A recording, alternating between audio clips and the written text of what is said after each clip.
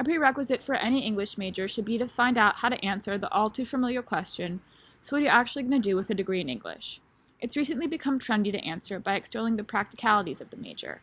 Companies look for English majors they can write, or English majors have an empathy needed for today's globalized world. My personal favorite, it shows and takes courage to major in something as bold as English.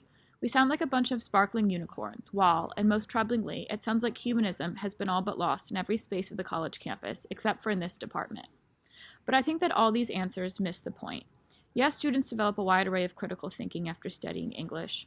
Yes, it promotes a higher level of engagement and understanding with different cultures, and of course it takes a special type of person to say, to hell with it. I'm going to spend all night in main stacks developing my thesis on Virginia Woolf's use of stream of consciousness. But all of these responses leave out what exactly makes the particularities of literature so special to study. They leave out what a great privilege it is to spend 4 years unlocking language's deepest secrets. For literary theorist David Attridge, reading isn't just an assignment or a pleasurable hobby to indulge in, but an ethical event. Literature is the only art form that allows us to inhabit another person's consciousness, another way of seeing and moving through the world. But this intimacy can be destabilizing, for it causes a momentary complicity with something dark and destructive, forcing us to re-examine our own personhood, our own subjectivity. In one of my first English lectures at Cal, the professor told our class that we can never, ever know anyone the way we get to know a fictional character. I used to find this statement horribly depressing, isolating even, but now I see the beauty in it. How lucky we are to be able to transcend time and space from the smallest corners of our dorm, to continually see ourselves in someone else and unlock something we hadn't yet known could even exist in us in return. Attridge sees this moment, this defamiliarization and encounter with the foreign, as a site of vital transformation, for it creates a sensation of something taking over and guiding us along. It creates the art of the possible, showing us that what we feel and think doesn't have to be our reality and wasn't always thought of in this way. Literature offers up a version of the world that doesn't yet exist, a potential way forward, a more hopeful future. It writes what we have yet to make possible.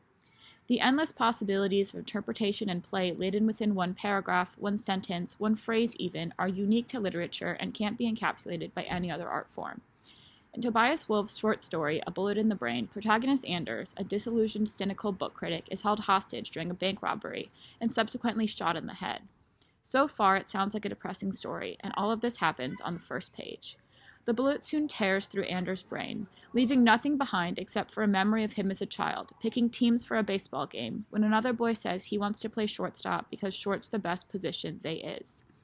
It's this misspoken, grammatically incorrect phrase that enthralls Anders, making him first fall in love with language.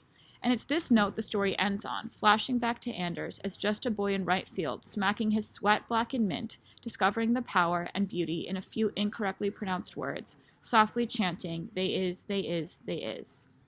How powerful and beautiful, how frightening and scary to have one's whole conception of the world forever altered from 2 words alone.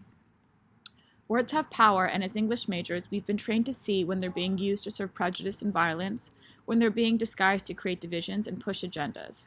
We also possess the power to use them, to rouse and awaken, to advance and disturb. Of course, we know the power of words better than anyone else, because after all, they're the real reason we found ourselves choosing to spend 4 years immersed in books. This year has been isolating and sad and destabilizing, but amid it all, I found books to be one of the best forms of salvation. Through traversing across histories, we found how time and time again, suffering and loss has been inscribed deep into the soul of humanity. But then so has resilience, with tragedy and disaster often serving as the catalyst to carve out and create a better, more realized, more just future. So then why study literature? Why not devote ourselves to something more practical, clear-cut, with definitive answers and tangible steps to improving our present reality? One answer might be because we dare to ask the most fundamental question of all, which is why. Why are things the way they are, and is this how they have to be?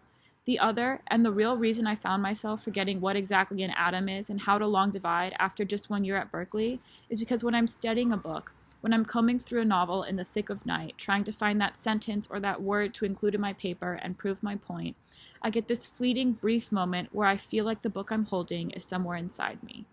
In the novel Homegoing, an English teacher asks one of the characters, Marjorie, what she thought about Lord of the Flies. I like it, she replies. But do you love it, the teacher asks? Do you feel it inside you? Much later, while researching African and African-American literature in the library, Marjorie gets asked by someone why she chose and picks to study these subjects. She says, those were the books that she could feel inside her. And for me, That's why I chose to study literature. Congratulations, everyone.